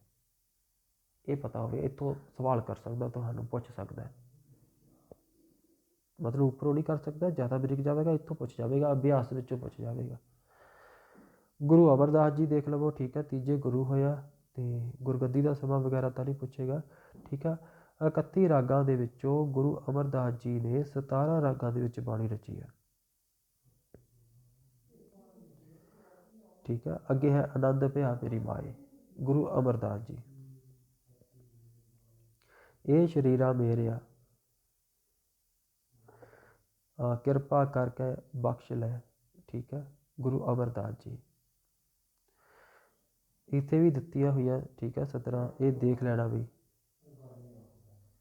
ਆ ਗੁਰੂ ਅਮਰਦਾਸ ਜੀ ਊੜਾ ਆੜਾ ਈੜੀ, ਇਹ ਤਿੰਨ ਜਿਹੜੇ ਸ਼ਬਦ ਦਿੱਤੇ ਗਏ ਆ। ਇਹ ਸ਼ਰੀਰਾ ਮੇਰਿਆ ਜਿਨ ਹਰ ਤੇਰਾ ਰਚਨ ਰਚਿਆ, ਸੋ ਹਰ ਮਨ ਨਾ ਵਸਾਇਆ, ਸੋ ਹਰ ਮਨ ਨਾ ਵਸਾਇਆ। ਅਤੇ ਅਸੀਂ ਖਤੇ ਬਹੁਤ ਕਮਾਮ ਦੇ ਅੰਤ ਨਾ ਪਾਰਾਵਾਰ। ਅਤੇ ਇਹ ਚੀਜ਼ਾਂ ਜਿਹੜੀਆਂ ਯਾਦ ਰੱਖ ਲੈਣਾ ਗੁਰੂ ਅਮਰਦਾਸ ਜੀ ਦੀਆਂ। ਇੱਥੋਂ ਤੁਹਾਨੂੰ ਕੋਈ ਵੀ ਸਲੋਕ ਆ ਜਿਹੜਾ ਪੁੱਛਿਆ ਜਾ ਸਕਦਾ।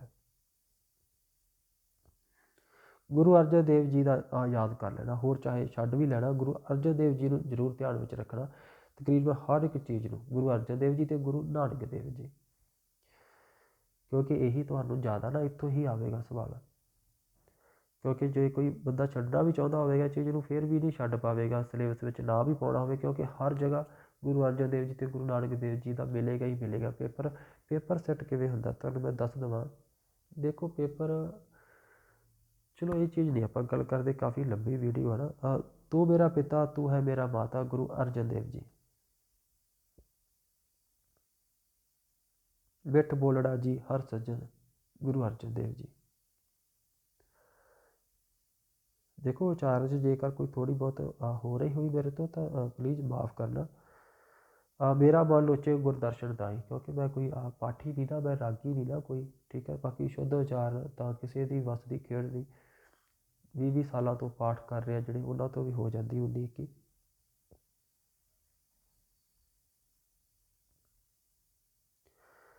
ਇੱਥੇ ਦੇਖ ਲੈਣਾ ਵੀ, ਠੀਕ ਹੈ।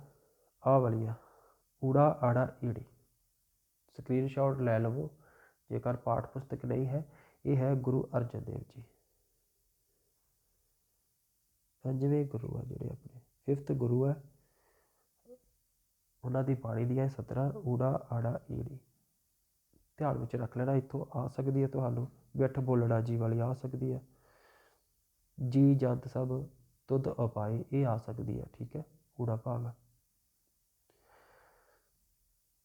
ਭਾਈ ਗੁਰਦਾਸ ਜੀ ਆ, ਭਾਈ ਗੁਰਦਾਸ ਜੀ ਨਾਲ ਸੰਬੰਧਿਤ ਸਵਾਲ ਬਣਦਾ ਕਿ ਜਿਹੜੀ ਇਹਨਾਂ ਦੀ ਭਾਸ਼ਾ ਸ਼ੁੱਧ ਟਕਸਾਲੀ ਦੇ ਵਿੱਚ ਇਹਨਾਂ ਨੇ ਆਪਣਾ ਲਿਖਿਆ ਸਭ ਕੁਝ, ਅਤੇ ਜਿਹੜੇ ਇਹਨਾਂ ਦੇ ਕਵਿਤ ਸਵਈਏ ਮਿਲਦੇ ਆ ਉਹ ਬ੍ਰਿਜ ਭਾਸ਼ਾ ਦੇ ਵਿੱਚ ਆ।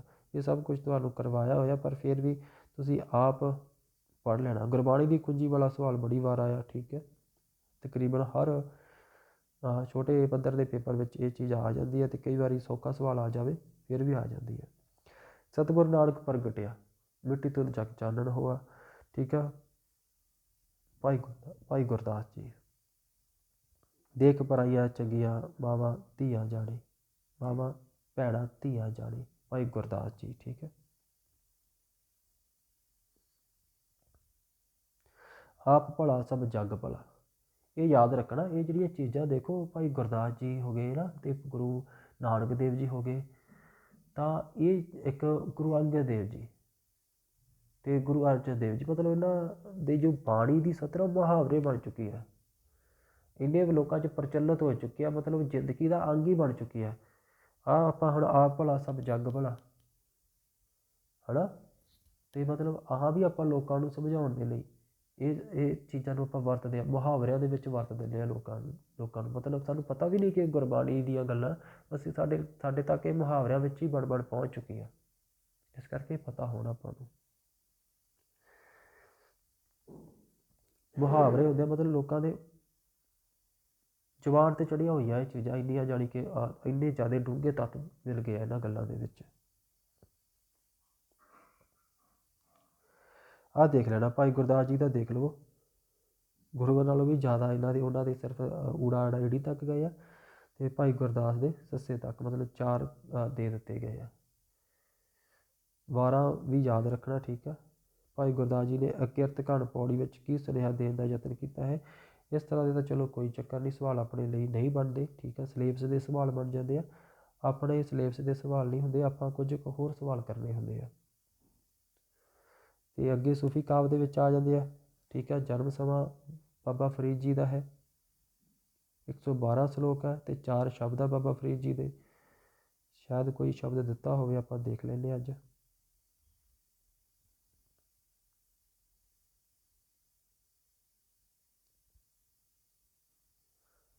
ਦੇਖੋ ਆਹ ਸਲੋਕ ਹੀ ਦਿੱਤੇ ਗਏ ਆ, ਤਾਂ ਸ਼ਬਦ ਤੁਸੀਂ ਦੇਖ ਲੈਣਾ ਜਿਹੜੇ 4 ਸ਼ਬਦ ਹੈ। ਸ਼ਾਹ ਹੁਸੈਨ, BA ਵਿੱਚੋਂ ਸਵਾਲ ਆਵੇਗਾ, ਪਰ ਇਹਨਾਂ ਚੀਜ਼ਾਂ ਨੂੰ ਵੀ ਪੜ੍ਹ ਲਵੋ। ਸ਼ਾਹ ਹੁਸੈਨ ਦੀਆਂ ਕਾਫੀਆਂ, ਸ਼ਾਹ ਹੁਸੈਨ ਅਤੇ ਹਾਸ਼ਮ ਅਤੇ ਬੁੱਲੇ ਸ਼ਾਹ ਦਾ ਬੜਾ ਭੁਲੇਖਾ ਪੈਂਦਾ, ਅਤੇ ਜ਼ਿਆਦਾਤਰ ਇਹਨਾਂ ਦੀ ਆਪਾਂ ਨੂੰ ਕਾਫੀ ਦੀ ਸਤਰ ਦੇ ਕੇ ਪੁੱਛੀ ਜਾਂਦੀ ਹੈ ਕਿ ਕਿਸ ਦੀ ਹੈ।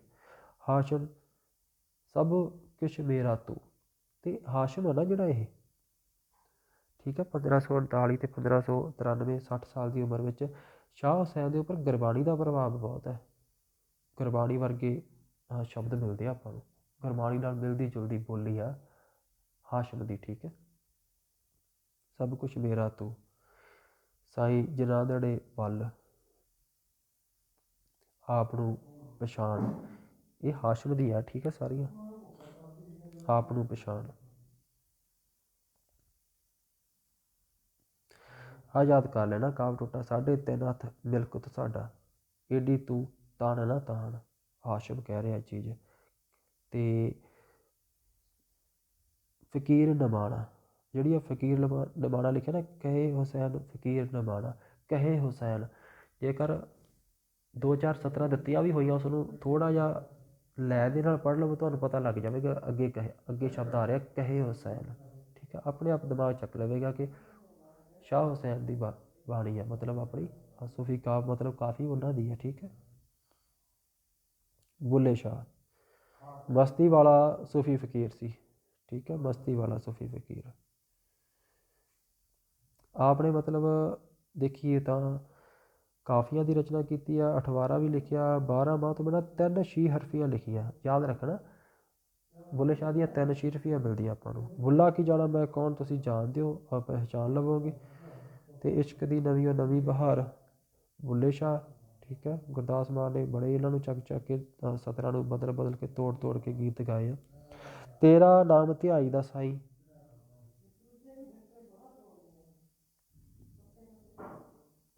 ਬੁੱਲਾ ਕੀ ਜਾਣਾ ਮੈਂ ਕੌਣ। ਆਹ ਦੇਖ ਲਵੋ, ਊੜਾ ਆੜਾ ਈੜੀ, ਵੇਦ ਕੁਰਾਨਾ ਪੜ੍ਹ ਥੱਕੇ, ਸਜਦੇ ਘਰਦਿਆਂ ਘਸ ਗਏ ਮੱਥੇ, ਨਾ ਰੱਬ ਤੀਰਥ ਨਾ ਰੱਬ ਮੱਕੇ, ਜਿਨ ਪਾਇਆ ਤਿਨ ਨੂਰ ਅਨਵਾਰ। ਬੁੱਲੇ ਸ਼ਾਹ, ਠੀਕ ਹੈ। ਇਹ ਤਾਂ ਸਕਰੀਨਸ਼ਾਟ ਲੈ ਕੇ ਪੜ੍ਹ ਸਕਦੇ ਹੋ ਜੇਕਰ ਕਿਤਾਬ ਨਹੀਂ ਹੈ। ਵੇਦ ਕੁਰਾਨਾ ਪੜ੍ਹ ਥੱਕੇ, ਨਾ ਵਿੱਚ ਸ਼ਾਦੀ ਨਾ ਗਮਨਾਕੀ, ਨਾ ਮੈਂ ਵਿੱਚ ਪਲੀਤੀ ਪਾਕੀ, ਨਾ ਮੈਂ ਆਬੀ ਨਾ ਮੈਂ ਖਾਕੀ, ਨਾ ਮੈਂ ਆਤਿਸ਼ ਨਾ ਮੈਂ ਪੌਣ, ਬੁੱਲਾ ਕੀ ਜਾਣੇ ਮੈਂ ਕੌਣ। ਬੁੱਲੇ ਨਾਲੋਂ ਚੁੱਲ੍ਹਾ ਚੰਗਾ, ਜਿਸ ਪਰ ਤਾਮ ਪਕਾਈ ਦਾ, ਤਾਪ ਹੋਵੇਗਾ ਸ਼ਾਇਦ, ਤਾਂ ਇਹ ਤੁਹਾਨੂੰ ਪਤਾ ਹੀ ਹੋਵੇਗਾ। ਕਿੱਸਾ ਕਾਵ ਦੇ ਵਿੱਚ ਪੀਲੂ ਆ ਜਾਂਦਾ, ਠੀਕ ਆ, ਪ੍ਰਮੁੱਖ ਹੈ ਵੀ। ਯਾਰੋ ਪੀਲੂ ਨਾਲ ਬਰਾਬਰੀ, ਸ਼ਾਇਰ ਭੁੱਲ ਕਰੇਨ, ਜਿਹਨੂੰ 5 ਪੀਰਾਂ ਦੀ ਥਾਪਣਾ, ਕੰਧੀ ਦਸਤ ਦੇਣ ਬਰਖੁਦਾਰ, ਜ਼ਰੂਰੀ ਨੋਟ ਆ, ਸਕਰੀਨਸ਼ਾਟ ਲੈ ਲਓ ਇਸ ਦਾ ਵੀ ਮੇਰੇ ਹਿਸਾਬ ਨਾਲ। ਤਾਂ ਗੁਣਗੁਣਾ ਲਓ ਇੱਕ ਦੋ ਵਾਰੀ ਜਾਂ ਲਿਖ ਲਵੋ ਕਾਪੀ 'ਤੇ, ਨੋਟ ਕਰ ਲਵੋ। ਹਾਫਿਜ਼ ਬਰਖੁਦਾਰ ਪੀਲੂ ਦੀ ਮਿਰਜ਼ਾ ਸਾਹਿਬਾ ਦੀ ਤਾਰੀਫ ਕਰ ਰਿਹਾ। ਹਾਫਿਜ਼ ਬਰਖੁਦਾਰ ਯਾਰੋ ਪੀਲੂ ਨਾਲ ਬਰਾਬਰੀ ਸ਼ਾਇਰ ਭੁੱਲ ਕਰੇਨ, ਜਿਹਨੂੰ ਪੰਜਾਂ ਪੀਰਾਂ ਦੀ ਥਾਪਣਾ ਕੰਦੀ ਦਸਤ ਤਰੇਨ।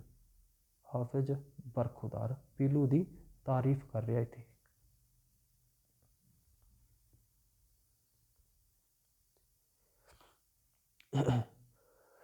ਦੇਖੋ ਵੀ ਮੌਸਮ ਥੋੜ੍ਹਾ ਜਿਹਾ ਖਰਾਬ ਹੀ, ਆਪਣੀ ਸਿਹਤ ਦਾ ਧਿਆਨ ਰੱਖ ਲੈਣਾ ਹੁਣ 10 ਕੁ ਦਿਨ, ਠੀਕ ਹੈ, 15 ਕੁ ਦਿਨ ਜਿਹੜੇ ਹੈਗੇ ਆ।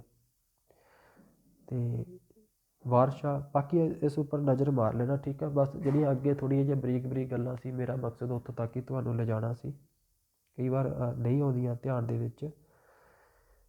ਆਹ ਜਿਹੜੀ ਚੀਜ਼ ਆਉਂਦੀ ਆ ਨਾ, ਆਪਾਂ ਕੀਤੀ ਵੀ ਸੀ, ਮਲਕ ਹਾਂਸ ਪਿੰਡ ਦੀ ਮਸੀਤ ਆ ਜਿਹੜੀ, ਉੱਥੇ ਰਹਿ ਕੇ ਇਹਨਾਂ ਨੇ ਆਪਣਾ ਜਿਹੜਾ ਕਿੱਸਾ ਸਮਾਪਤ ਕੀਤਾ ਸੀ, ਠੀਕ ਹੈ। ਇਹਨਾਂ ਨੇ ਵਿੱਦਿਆ ਹਾਸਲ ਕੀਤੀ ਸੀ।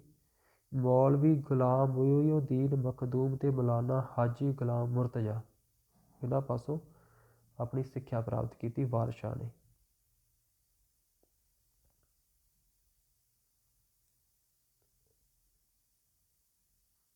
ਹਾਸ਼ਮ ਬਾਰੇ ਦੇਖ ਲਵੋ।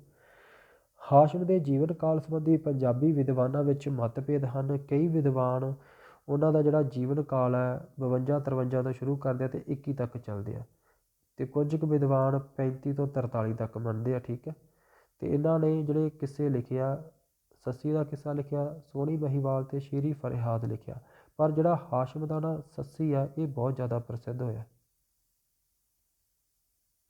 ਹਾਸ਼ਮ ਨੇ ਦੋਹੜਿਆਂ ਦੀ ਰਚਨਾ ਵੀ ਕੀਤੀ ਹੈ ਅਤੇ ਡਿਉਢਾਂ ਵੀ ਲਿਖੀਆਂ ਕਿੱਸਿਆਂ ਤੋਂ ਬਿਨਾਂ, ਠੀਕ ਹੈ। ਦੋਹੜੇ ਅਤੇ ਡਿਉਢਾਂ। ਹਾਸ਼ਮ ਨੂੰ ਕਿਹਾ ਜਾਂਦਾ ਨਾ ਦਰਿਆਏ ਹਕੀਕਤ, ਇਹ ਹੈ ਹਾਸ਼ਮ। ਅਭਿਆਸ ਵਿੱਚ ਦੇਖ ਲਵੋ, ਕੋਈ ਗੱਲ ਹੈ ਪੁੱਛੀ ਗਈ ਤਾਂ, ਜੋ ਤੁਹਾਨੂੰ ਨਹੀਂ ਆਉਂਦੀ ਹੋਵੇ ਜਾਂ ਪਤਾ ਨਾ ਹੋਵੇ। ਨਾਜ਼ੁਕ ਪੈਰ ਸੱਸੀ ਦੇ ਮਹਿੰਦੀ ਨਾਲ ਸ਼ਿੰਗਾਰੇ, ਇਹ ਆ ਜਾਂਦੀਆਂ 17 ਪੁੱਛੀਆਂ ਜਾਂਦੀਆਂ ਕਈ ਵਾਰ, ਠੀਕ ਹੈ। ਕੁਝ ਡਿੱਗਦੀ ਕੁਝ ਢਹਿੰਦੀ ਉੱਠਦੀ ਬਹਿੰਦੀ ਤੇ ਦਮ ਲੈਂਦੀ, ਜਿਉਂ ਕਰ ਤੋਟ ਸ਼ਰਾਬੋਂ ਆਵੇ ਫਿਰ ਉੱਤੇ ਵੱਲ ਵਹਿੰਦੀ।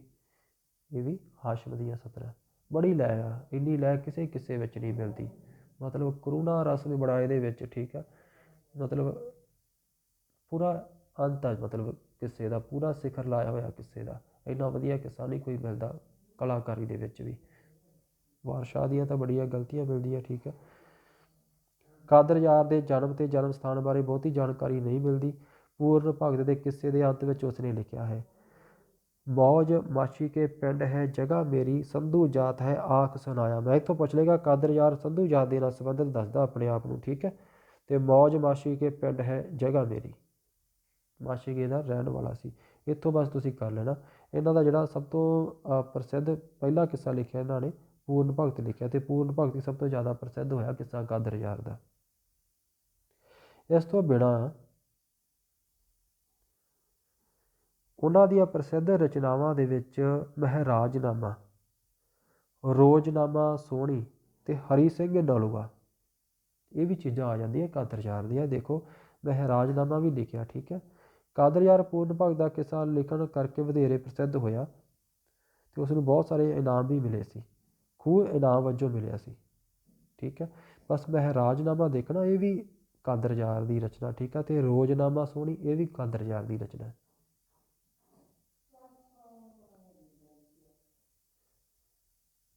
ਨੌਵੀਂ ਜਮਾਤ ਦੀ ਜਿਹੜੀ ਕਿਤਾਬ ਆ ਉਸ ਨੂੰ ਧਿਆਨ ਨਾਲ ਦੇਖ ਲੈਣਾ। ਇਸ ਤੋਂ ਵੀ ਜ਼ਿਆਦਾ ਬਰੀਕੀ ਵਾਲੀਆਂ ਗੱਲਾਂ ਉਹ ਤੁਹਾਨੂੰ ਆ ਜਾਏਗੀ ਉੱਥੋਂ। 2 ਨੰਬਰ ਦਾ ਪੇਪਰ ਆ ਜਾਣਾ 9ਵੀਂ ਜਮਾਤ ਵਿੱਚੋਂ।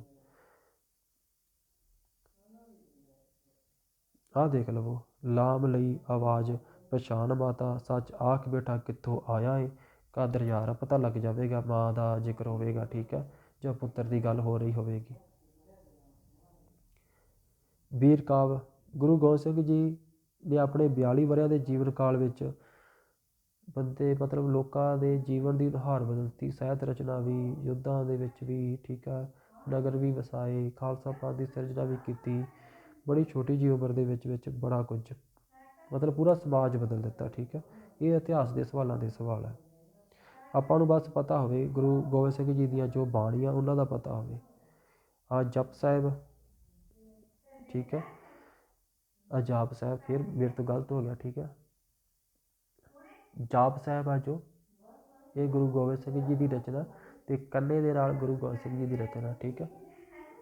ਅਕਾਲ ਉਸਤਤ, ਬਚਿੱਤਰ ਨਾਟਕ, ਗਿਆਨ ਪ੍ਰਬੋਧ, ਸ਼ਸਤਰਨਾਮਾ, ਸਵਈਏ, ਚੰਡੀ ਚਰਿੱਤਰ, ਚੌਪਈ, ਚੰਡੀ ਦੀ ਵਾਰ, ਇਹ ਅਲੱਗ ਅਲੱਗ ਆ। ਠੀਕ ਹੈ। ਚੰਡੀ ਚਰਿੱਤਰ ਅਲੱਗ ਹੈ ਅਤੇ ਚੰਡੀ ਦੀ ਵਾਰ ਅਲੱਗ ਹੈ, ਅਤੇ ਖਿਆਲ ਇਹ ਵੀ ਮਿਲਦੀ ਹੈ ਰਚਨਾ। ਠੀਕ ਹੈ। ਅਤੇ ਜਫਰਨਾਮਾ। ਬਾਕੀ ਆਪਣੇ ਨਜ਼ਰੀਏ ਨਾਲ ਵੀ ਦੇਖਣਾ ਸਾਰੀਆਂ ਨੂੰ। ਠੀਕ ਹੈ ਬਈ।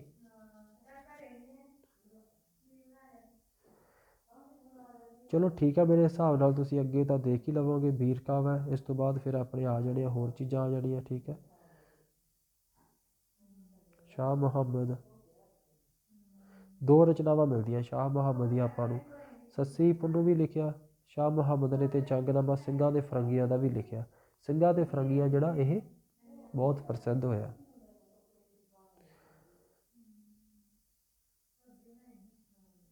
ਅੱਗੇ ਵਾਰਤਕ ਭਾਗ ਹੈ। ਵਾਰਤਕ ਦੇ ਵਿੱਚ ਤੁਹਾਨੂੰ ਇੱਥੋਂ ਬੜੀ ਜਾਣਕਾਰੀ ਮਿਲ ਜਾਣੀ ਹੈ। ਠੀਕ ਹੈ। ਬੜਾ ਕੁਝ ਮਿਲ ਜਾਵੇਗਾ ਇਸ ਨੂੰ ਜੇਕਰ ਪੜ੍ਹ ਲੈਣਾ, ਨਾ ਵੀ ਸਮਝ ਲੱਗੇ ਕਿਸੇ ਚੀਜ਼ ਦੀ ਤਾਂ ਕੋਈ ਚੱਕਰ ਨਹੀਂ। ਠੀਕ ਹੈ। ਵਾਰਤਕ ਦੇ ਤੱਤ, ਇਹ ਨਿਬੰਧ ਦੇ 3 ਦੇ ਰਹੇ ਆ ਤੱਤ। ਠੀਕ ਹੈ। ਮੋਟੇ ਤੌਰ 'ਤੇ ਵਿਦਵਾਨਾਂ ਨੇ ਵਾਰਤਕ ਰਚਨਾ ਅਰਥਾਤ ਨਿਬੰਧ ਦੇ 3 ਪ੍ਰਮੁੱਖ ਤੱਤ ਮੰਨੇ ਹਨ: ਵਿਸ਼ਾ ਵਸਤੂ, ਸ਼ੈਲੀ ਅਤੇ ਮਨੋਰਥ। ਵਿਸ਼ਾ ਵਸਤੂ ਵਿੱਚ ਇਹਨੂੰ ਪੜ੍ਹਨ ਦੀ ਜ਼ਰੂਰਤ ਨਹੀਂ, ਸ਼ੈਲੀ ਨੂੰ ਵੀ ਤੁਸੀਂ ਸਮਝਦੇ ਹੋ, ਸਭ ਕੁਝ ਸਮਝਦੇ ਹੋ। ਠੀਕ ਹੈ। ਮਨੋਰਥ ਤਾਂ ਹੋਣਾ ਜ਼ਰੂਰੀ ਹੈ, ਉਸ ਤੋਂ ਬਿਨਾਂ ਕੋਈ ਰਚਨਾ ਹੋ ਹੀ ਨਹੀਂ ਸਕਦੀ। ਉਦੇਸ਼ ਹੀ ਨਹੀਂ ਹੋਵੇਗਾ ਕਿਸੇ ਚੀਜ਼ ਦਾ ਤਾਂ ਕੀ ਹੋਵੇਗਾ। ਠੀਕ ਹੈ। ਚਲੋ ਫਿਲਹਾਲ ਠੀਕ ਹੈ ਇੰਨਾ ਹੀ। ਅਤੇ 4000 ਪ੍ਰਸ਼ਨ ਨਾਲ ਸੰਬੰਧਿਤ ਜੇਕਰ ਕਿਸੇ ਦਾ ਫੋਨ ਚੱਕਣ ਵਾਲਾ ਰਹਿ ਗਿਆ ਹੋਵੇ, ਕਿਸੇ ਦੇ ਮੈਸੇਜ ਦਾ ਰਿਪਲਾਈ ਨਾ ਕਰ ਪਾਇਆ ਹੋਵਾ, ਜਾਂ ਤੁਸੀਂ ਆਪਣਾ ਦੇਖ ਲੈਣਾ ਕਿ ਅਸੀਂ ਪੂਰੀ ਗੱਲ ਮੈਸੇਜ ਦੇ ਵਿੱਚ ਸ਼ਾਇਦ ਕਰੀ ਨਾ ਹੋਵੇ, ਕੋਈ ਐਡਰੈਸ ਹੀ ਨਾ ਭੇਜਿਆ ਹੋਵੇ, ਸਿਰਫ ਇਹੀ ਕਹਿਤਾ ਹੋਵੇ ਕਿ ਮੈਂ ਪਟਿਆਲੇ ਤੋਂ, ਪਲੀਜ਼ ਪਟਿਆਲੇ ਮੈਨੂੰ ਕਿਤਾਬ ਭੇਜ ਦਿਓ। ਦੱਸੋ ਪਟਿਆਲੇ ਤੁਸੀਂ ਇਕੱਲੇ ਹੀ ਰਹਿੰਦੇ ਹੋ, ਕੋਈ ਹੋਰ ਨਹੀਂ ਰਹਿੰਦਾ? ਫੋਨ ਘੱਟੋ ਘੱਟ ਅਜੇ ਵੀ 400 ਮੈਸੇਜ ਆ ਜਿਹੜੇ ਨੰਬਰ ਨਹੀਂ ਸੇਵ ਹੈਗੇ। ਕਈਆਂ ਨੇ ਕਾਲ ਕੀਤੀ ਵਾਰ ਕਹਿਣ ਦੇ ਬਾਵਜੂਦ ਵੀ, ਅਤੇ ਮੈਨੂੰ ਲੱਗਦਾ ਕੋਈ ਹੱਲ ਹੋ ਨਹੀਂ ਪਾਇਆ ਹੋਵੇਗਾ। ਨਾਲੇ ਮੈਂ ਕਿਹਾ ਸੀ ਕਿ ਮੈਸੇਜ ਕਰਨਾ, ਸਿਰਫ ਮੈਸੇਜ ਕਰਨਾ ਹੈ ਨਾ, ਕਿਉਂਕਿ ਕੋਈ ਹੋਰ ਕੰਮ ਕਰ ਰਿਹਾ ਨਾ। ਮੇਰੀ ਤਾਂ ਆਪਦੀ ਜ਼ਿੰਦਗੀ ਬੜੀ ਵਿਅਸਤ ਹੈ। ਤੁਸੀਂ ਮੈਨੂੰ ਕਾਲ ਕਰ ਦਿੰਦੇ ਹੋ, ਫੋਨ ਕੀਤਾ ਅਤੇ ਨੰਬਰ ਸੇਵ ਨਹੀਂ, 400 ਨੰਬਰ ਸੇਵ ਨਹੀਂ। ਮੇਰੇ ਮੋਬਾਇਲ ਦੇ ਵਿੱਚ 2200 ਤੋਂ ਜ਼ਿਆਦਾ ਨੰਬਰ ਸੇਵ ਹੈ, ਅਤੇ ਜਿਹੜਿਆਂ 'ਚ ਮੈਨੂੰ 1100 ਨਹੀਂ ਪਤਾ ਕੌਣ ਆ ਕੌਣ ਨਹੀਂ। 1100 ਥੋੜ੍ਹਾ ਬਹੁਤ ਪਤਾ, ਅਤੇ 200 ਮੈਨੂੰ ਪਤਾ ਜਿਹੜੇ ਪੱਕਾ ਮੈਨੂੰ ਪਤਾ ਕਿਹਦੇ ਆ। ਠੀਕ ਹੈ। ਤੁਸੀਂ ਮੈਨੂੰ ਪਤਾ ਕਿ ਮਾਣ ਕਰਦੇ ਹੋ, ਸਭ ਕੁਝ ਕਰਦੇ ਹੋ, ਮੈਸੇਜ ਕਰਦੇ ਹੋ, ਪਰ ਮੈਨੂੰ ਨੰਬਰ ਤੋਂ ਨਹੀਂ ਨਾ ਪਤਾ ਲੱਗਦਾ ਕਿਹਦਾ। ਤੁਸੀਂ ਮੈਨੂੰ ਫੋਨ ਕੀਤਾ, ਮੈਂ ਕਿਹਾ ਓਕੇ ਠੀਕ ਹੈ। ਇਸ ਤੋਂ ਬਾਅਦ ਮੈਨੂੰ 4 ਮੈਸੇਜ ਹੋਰ ਆ ਗਏ, ਮੈਨੂੰ ਨਹੀਂ ਪਤਾ ਵੀ ਕਿਹੜੇ ਨੰਬਰ ਤੋਂ ਕਿਹੜੇ ਬੰਦੇ ਨੇ ਕਿੱਥੋਂ ਮੈਨੂੰ ਕੀ ਕਿਹਾ ਸੀ, ਵੀ ਕੀ ਕਰਨ ਲਈ ਕਿਹਾ ਸੀ।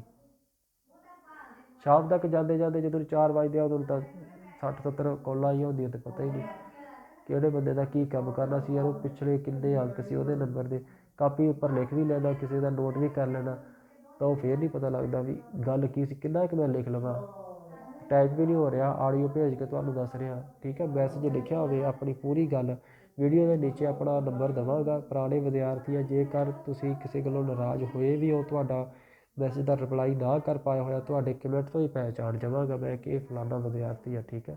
ਤਾਂ ਤੁਹਾਨੂੰ ਮੈਂ ਉੱਥੇ ਤੁਹਾਡੇ ਕਮੈਂਟ ਦੇ ਵਿੱਚ ਹੀ ਨੰਬਰ ਦੇਵਾਂਗਾ। ਅਤੇ ਠੀਕ ਹੈ ਜੀ, ਤੁਹਾਡਾ ਸਾਰਿਆਂ ਦਾ ਬਹੁਤ ਬਹੁਤ ਧੰਨਵਾਦ।